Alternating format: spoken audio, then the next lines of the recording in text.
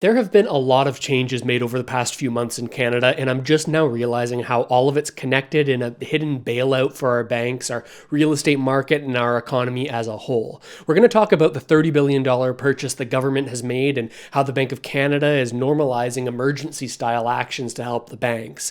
It seems like it's all a multi layered operation that's all happening at once, though nobody's really talking about how all these things are related. And what makes me worried is that it seems that part of the solution is to put more and more Canadians, average Canadians, in more and more smothering debt. In order to understand why all these changes are being made, we first have to understand what the problems are that some of the most powerful and influential institutions in Canada are facing. And they're facing some pretty tricky problems, largely things that are related to the unwinding of some pretty impactful things that happened during the pandemic.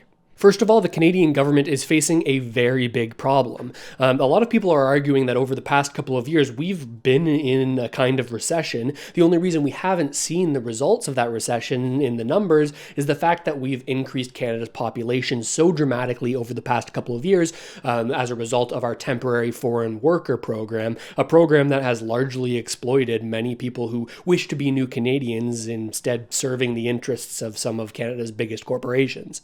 An added benefit to the increase of temporary foreign workers in the country over the past couple of years is that the government has been able to say, look how good our economy is. Our GDP has been increasing. Our GDP has been growing. And this is largely a result of the amount of people added to the country. It turns out that when you add millions of people, those millions of people need to spend money to survive, buying food, buying clothing. All of this increases our economy's growth, and the government can point to it saying, look, we're doing a pretty good job. But now that's changing as there's been more and more political pressure on the government saying, hey, maybe this kind of population growth isn't sustainable. Now we're seeing this temporary resident growth falling by 48%. Now, moving forward, especially next year, the government's not really going to be able to use this as a way to sort of mask over the struggling economy.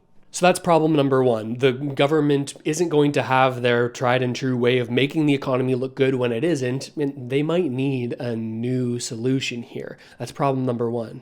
But the government has another really big problem, and that's the fact that they've promised that they're going to build 4 million new homes for Canadians.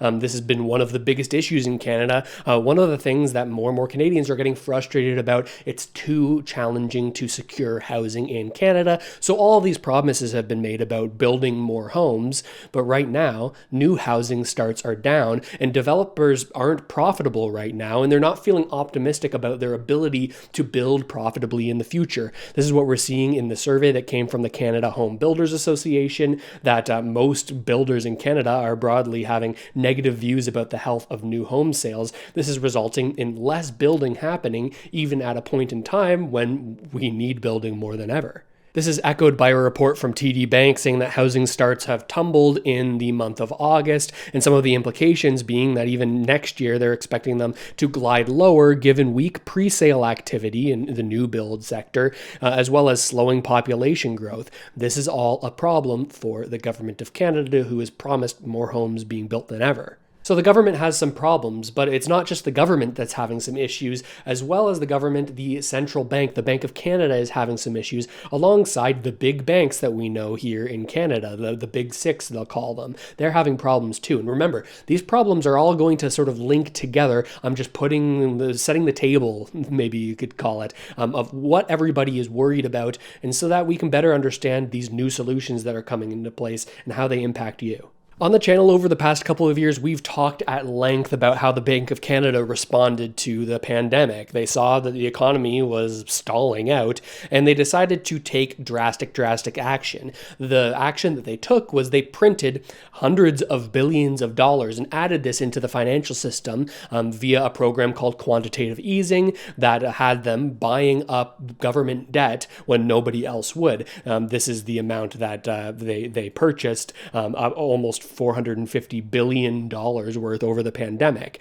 But now things have changed. As of April 2022, the Bank of Canada has had to slowly sort of suck that money back out of the economy as they let these bonds that they purchased from the government of Canada roll off of their balance sheet. Now, the result of this is less money in the financial system here in Canada. Just as they pumped it full of money during the pandemic, now they're slowly letting the air back out of the balloon, in my opinion, in an attempt to get this back down to a normal level before they kind of need to print money again. Whereas before, the Bank of Canada was engaging in QE, or quantitative easing, this money printing and adding it to the economy, now we're dealing with QT, or quantitative tightening, where they're pulling that money back out of the system. This is a thing that I think is reasonable to do, but there are some problems that are coming from it, problems that are being faced largely by the big banks in Canada. Here we have an article where CIBC says that the Bank of Canada must end or fix their quantitative tightening program.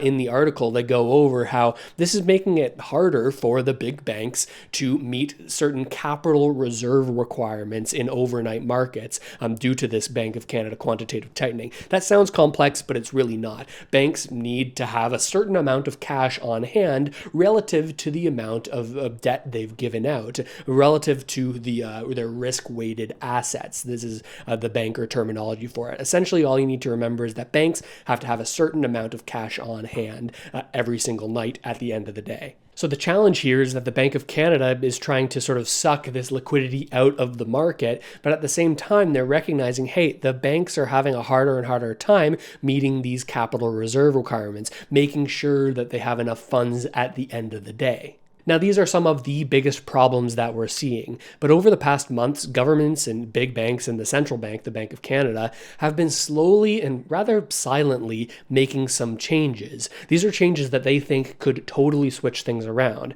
So let's take a closer look at these changes, and one change that I just found out about a couple of days ago, really interesting stuff. But first, I want to take a minute to thank the sponsor of today's video, and that's Moomoo. If you're like me, it might feel like things are constantly changing in Canada. Whether it be central bank rates or mortgage and employment rules, or even which political party is in power these days. And with so much change, it's hard to know what the future is going to look like. And that's why I'm personally investing as much as I possibly can to set myself up for the future, because I know that at the end of the day, you are the only person who's truly going to be looking out for you and your family. And in my eyes, it's best to do that investing inside of a TFSA where your investments are protected from government taxation. And one of the best places to open up a TFSA in Canada is with Moomoo. A lot of people think you can only have one tax-free savings account, but it's actually not true. You can have as many TFSAs as you want. They do have contribution limits, but as long as you don't go over those limits in total, you can have as many TFSAs as you want, so you can take advantage of the unique benefits and bonus offers that different platforms have for you.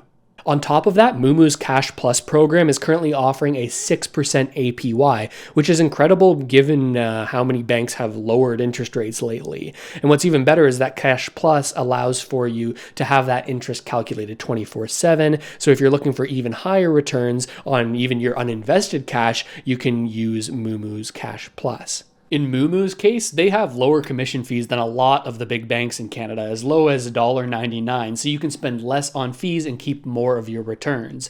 Plus, the information tools that they have on Moomoo are way better than a lot of the other platforms I've seen here in Canada, second to none, actually, in my opinion. And they've got all the information that you need in order to make the best decisions for you, and they're also offering some limited time bonuses that are going to give you and your TFSA a head start. Use the link in the description to receive a $2,000 commission rebate card that you can use over the next 90 days. That allows you to essentially have no commission fees as you get your portfolio set up or as you transfer over. And you can also get a $200 stock cash coupon and up to $2,300 when you transfer funds into your new account. So make sure to use the link in the description to check out Moomoo today. And thanks again to Moomoo for making channels and videos like these possible. So, the government and the central bank and the banks themselves have been sort of sliding in these solutions that they think could help them with these biggest problems that they're facing.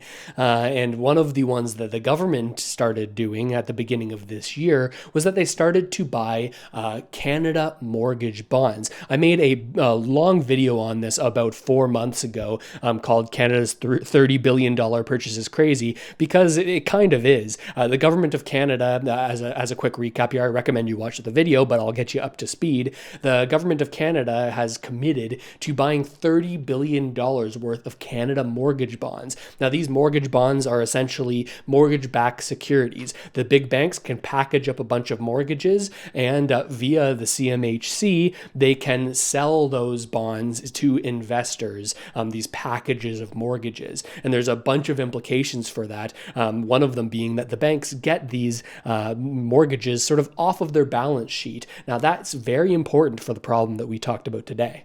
You'll remember that the big banks are having a hard time meeting capital reserve requirements on an overnight basis as a result of the Bank of Canada sucking all of that money out of the economy, right? So by the government of Canada buying these Canada mortgage bonds, this helps the bank out when it comes to that big problem that they're facing.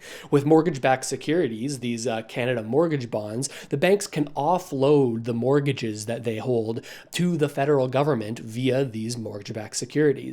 That will allow the banks to raise a bunch of capital, raise a bunch of money in order to meet those capital reserve requirements, which will allow them to continue lending further, continue lending out more and more mortgages. We'll get into how exactly that helps the government of Canada in a second. Now, this also, as I was saying, gets these mortgages that are on the balance sheets of the big banks off of their balance sheets, right? They're no longer liable for those mortgages because they packaged them up, put them into a mortgage-backed security, and the government of Canada bought that mortgage-backed security with the $30 billion that they've committed to purchasing government of Canada or Canada mortgage bonds with. This further helps them out with reserve requirements, and it lets them lend out more mortgages. Now, this also helps the government out a little bit. In that video, the Canada's $30 billion purchase is crazy, that was on the channel about 4 months ago, we talked about how the government is sort of framing this as a way to make money so that they can pay for all of our social programs and pay for more affordable housing programs that they're creating.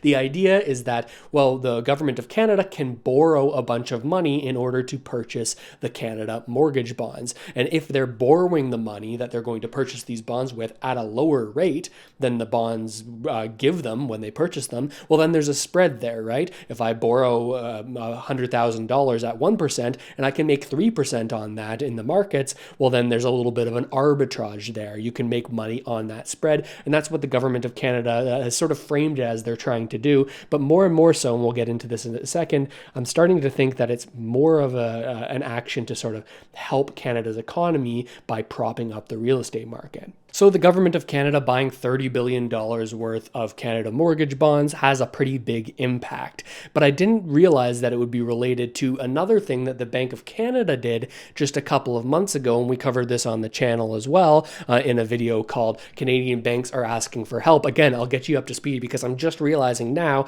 how all of these things are kind of connected. Back in January of 2024, the Bank of Canada started lending billions of dollars on an overnight basis to help banks maintain their cash reserve requirements. Remember the connection there between what we were just talking about with Canada mortgage bonds. Now, in July, they tripled the daily amount that they could loan to any given financial institution.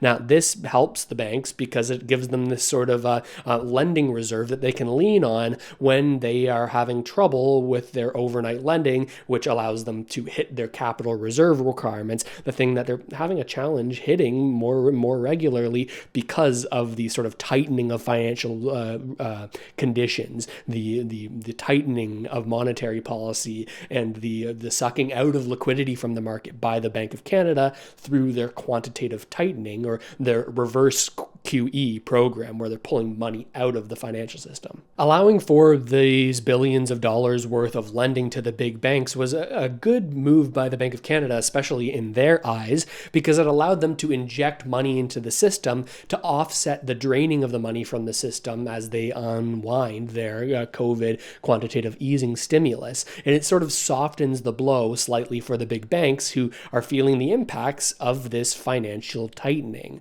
right? It allows them to make it easier on the big banks without sort of muddying the picture that they're pulling away stimulus from the economy, that they're not supporting it anymore. So keep that change in mind, but the one that is most on people's minds, especially these days, are the recent changes that the Canadian government have made to mortgages in Canada. Some pretty big changes. Essentially, I'll just explain them off the top of my head. They've made it easier for more Canadians to get into more debt for longer, which will allow more Canadians to buy a house maybe for the first time. This is what the government is saying, is it's the goal of these changes is to make it so that there's more generational fairness and more people can get into a home just like their parents could and their parents' parents could, right?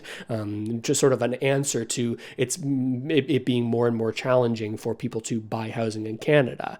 And now these changes in reality were the extension of amortizations for mortgages, meaning that for first-time home buyers of insured mortgages, they could stretch their loans out over longer periods of time, making each individual payment less and allowing them to afford more. They also raised the cap on the mortgage insurance eligible loan amounts. So now people can buy up to $1.5 million worth of house and still only put down about 5% or 7.5% when you get up to the top there, because of some intricacies with how that all actually works.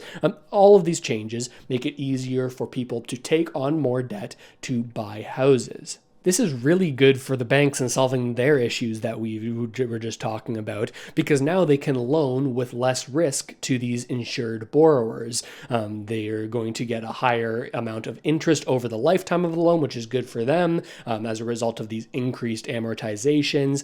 But also, they have less issues with meeting their capital reserve requirements. Again, one of the big problems that they're facing, because when they are lending out these insured mortgages, there's no requirement for them to keep money on hand for those mortgages because those mortgages are insured. In a worst case scenario where that debt goes bad and the mortgage holder stops making payments, well, it's the government of Canada that's on the hook. It's the CMHC that's on the hook. There's no risk to them for giving out those mortgages because those mortgages are insured as a result of the expansion of the insurance cap.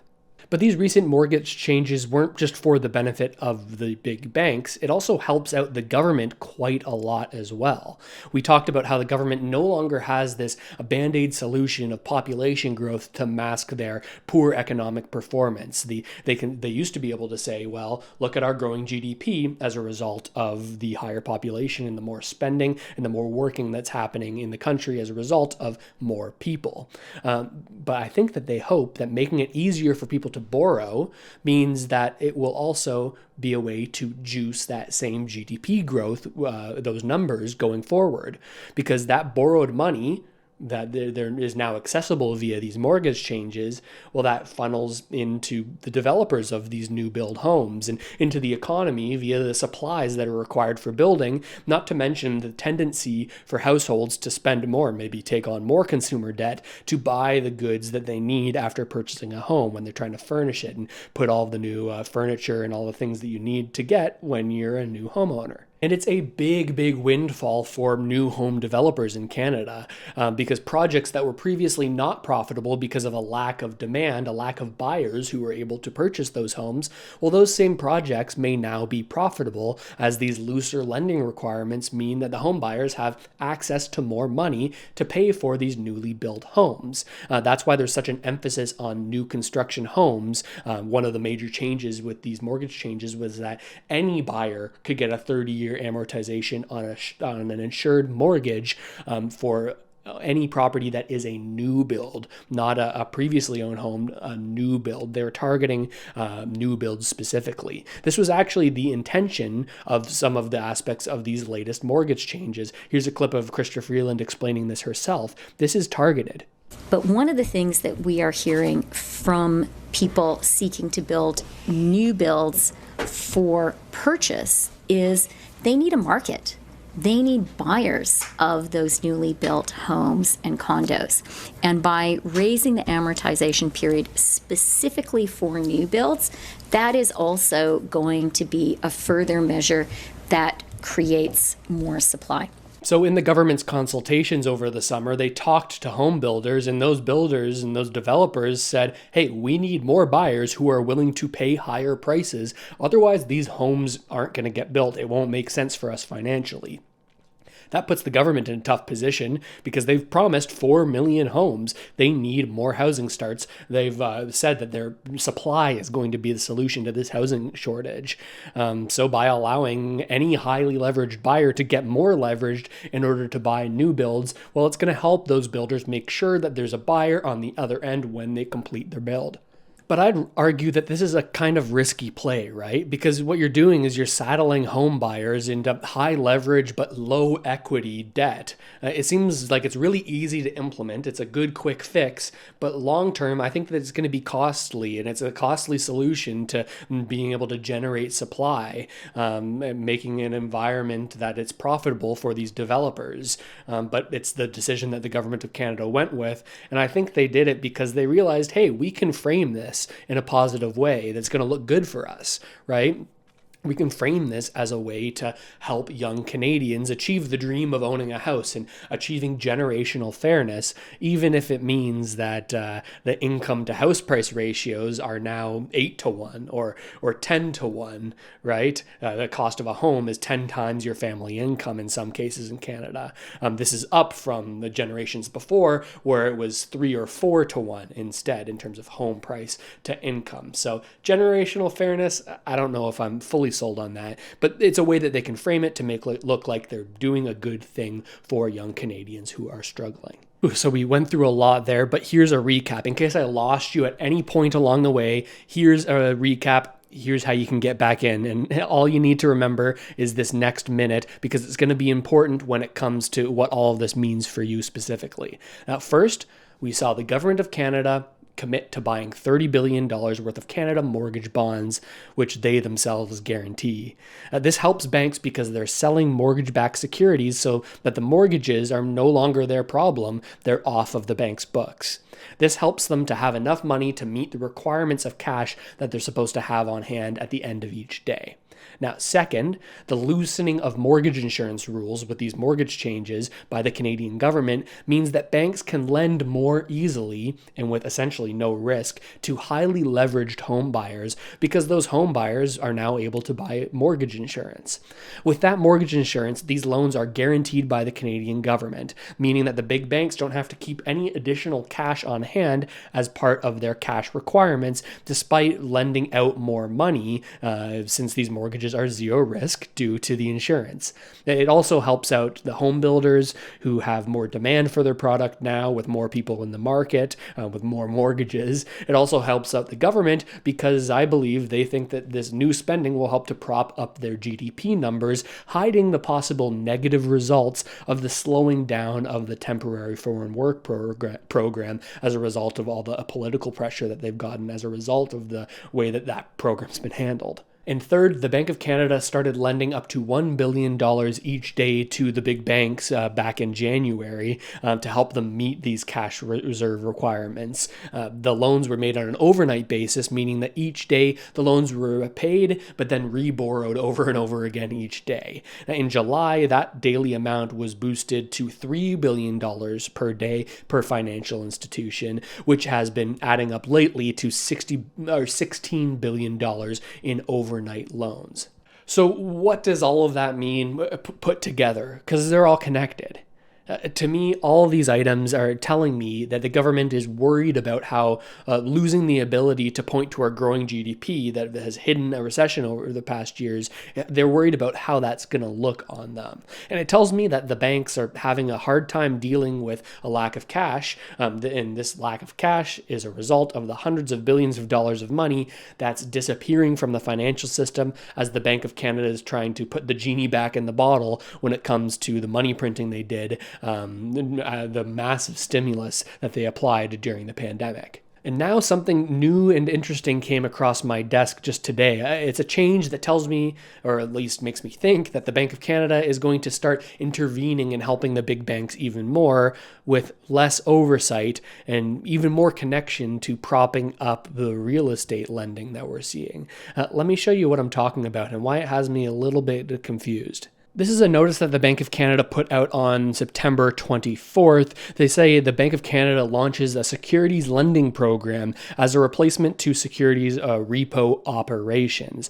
Now, this is a program similar, in my eyes, to the $16 billion worth of lending that the Bank of Canada is providing to the big banks, with some changes. This lending program will happen every single day that the Bank of Canada is open, but it has the potential to be a lot bigger than their other programs. They say that the Bank of Canada will generally make up to 50% of its holdings of eligible Government of Canada securities available to the market on any given day. Now, this is a little bit different in that the banks wouldn't be borrowing cash. What they'd be borrowing is the Government of Canada bonds that the Bank of Canada currently has on their balance sheet. And the maximum per big bank is a little bit bigger here too. The maximum bid amount for this program is about $5 billion per counterparty or per big bank. So bigger than the $3 billion that we were talking about before. And interestingly, if we go down here as eligible collateral, the big banks who are trying to borrow Government of Canada bonds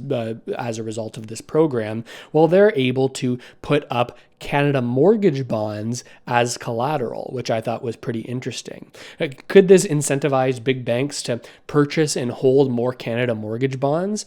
And if they were doing that, then wouldn't they essentially be creating the bonds by selling mortgages to the CMHC for them to bundle and insure and make into Canada mortgage bonds, then to be repurchased by the banks, except now they're government-backed and insured and can be used as collateral in this new Bank of Canada lending program.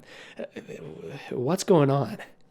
To be honest with you, and maybe you can help me out here, let me know in the comments, but this new program goes over my head a little bit, if I'm being honest with you. I don't fully understand the inner workings of exactly what this is meant to do and all of the different incentives that all of the players in the system have. I'll admit, I don't know, but I do think that it smells a little bit fishy, right?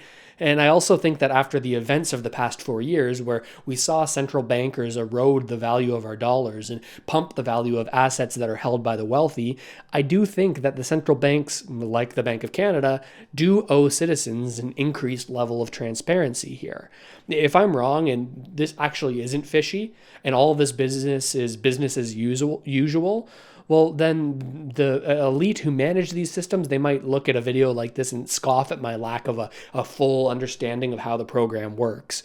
But even if they feel that way, I'd respond that they better get used to more people taking a look, better get used to more prying eyes like this and more average Canadians taking an interest in this sort of stuff, because ultimately we are the people that get impacted by all of these different actions. This whole complex web of mortgage-backed securities and the government buying them while at the same time incentivizing more lending and more mortgage creation, which is ultimately backed up by the Canadian government, it all feels so insular and like a Ponzi game that's built on top of itself through countless different layers over and over and over again. And it feels, at least to me, like they're banking on using complex systems and leaning on that complexity and an undereducated population largely to stop people from realizing that something fishy's going on. And don't get me wrong, at the end of the day, I think it's likely that this whole system may never collapse, even though it may get more clicks if I were to title the video, "This system is going to collapse." I don't know that it's going to. It's certainly in the interests of the politicians and the bankers and all of the world's elite to make sure that the party never ends and that they can perpetually kick the can down the road.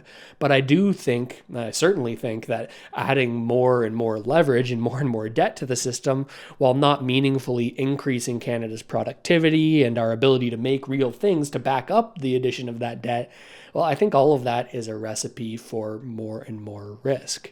And ultimately, the thing that's most frustrating is that it's you and I that pay for the realization of that risk, if it ever comes someday.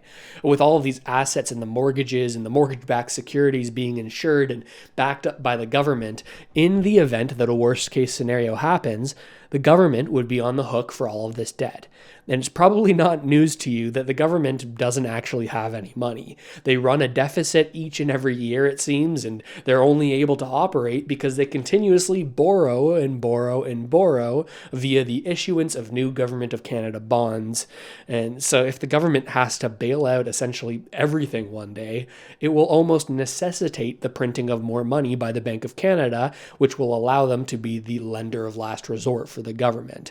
Hey, government, you need to raise money and nobody's willing to buy your bonds because they don't trust that you're going to pay it back. Well, maybe the Bank of Canada will by adding more money to the system. Now, as a result, this would further devalue the dollars that we earn while pumping the dollar denominated value of the assets that wealthy people own, further expanding this giant chasm that is the wealth gap in Canada and honestly across all of Western economies. And if you want my honest assessment on all of it, I don't see that gap, that giant wealth gap, closing anytime soon, as cynical and negative as that might sound. The incentives, in my eyes, just aren't there for it to be closed, right? Who would benefit from that and who's in control?